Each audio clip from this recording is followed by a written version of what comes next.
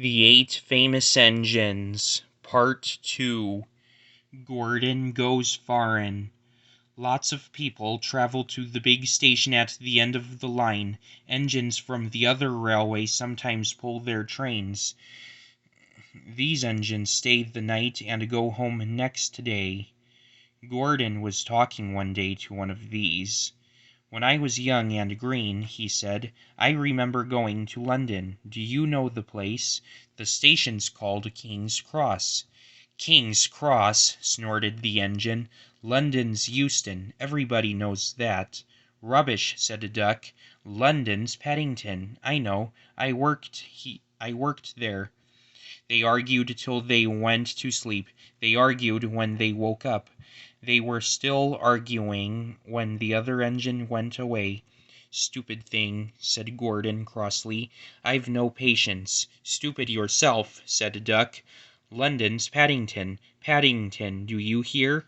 "Stop arguing," James broke in. "You make me tired. You're both agreed about something anyway." "What's that?" "London's not Euston," laughed James. "Now shut up." Gordon rolled away, still grumbling. "I'm sure it's King's Cross. I'll go and prove it." But that was easier said than done. London lay beyond the big station at the other end of the line. Gordon had to stop there.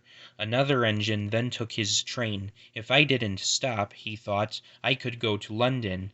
One day he ran right through the station. Another time he tried to start before the fireman could uncouple the coaches. He tried all sorts of tricks, but it was no good. His driver checked him every time. "Oh dear," he thought sadly, "I'll never get there." One day he pulled the express to the station as usual. His fireman uncoupled the coaches and he ran on to his siding to wait till it was time to go home. The coaches waited and waited at the platform, but their engine didn't come. A porter ran across and spoke to Gordon's driver. "The inspector's on the platform. He wants to see you." The driver climbed down from the cab and walked over the station. He came back in a few minutes looking excited. "Hello," said the fireman. "What's happened?" "The engine for the express turned over when it was coming out of the yard. Nothing else can come in or out. They want us to take the train to London. I said we would, if the fat controller agreed. They telephoned and he said we could do it." "How's that?" "Fine," said the fireman. "We'll show them what the fat controller's engines can do." "Come on," said Gordon. "Let's go." He rolled quickly over the crossings and backed onto the train.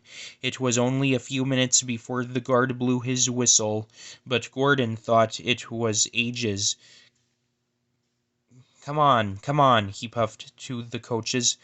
Come on. Come on, come on, come on." Come on. "We're going to town," sang the coaches, slowly at first, then faster and faster. Gordon found that London was a long way away. "Never mind," he said. "I like a good long run to stretch my wheels." But all the same he was glad when London came in sight. The fat controller came into his office next morning. He looked at the letters on his desk. One had a London postmark. "I wonder how Gordon's getting on," he said. The station master knocked and came in. He looked excited. "Excuse me, sir. Have you seen the news?" "Not yet. Why?" "Just look at this, sir." The fat controller took the newspaper.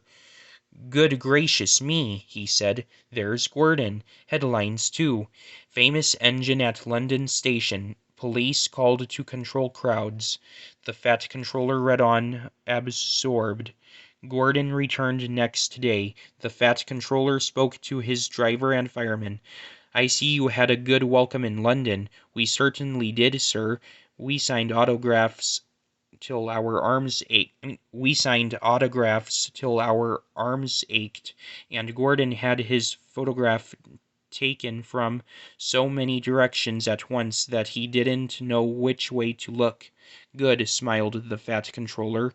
I expect he enjoyed himself. Didn't you, Gordon? No, sir, I didn't. Why ever not? London's all wrong, answered Gordon sadly. They've changed it. It isn't King's Cross any more. It's St. Pancras.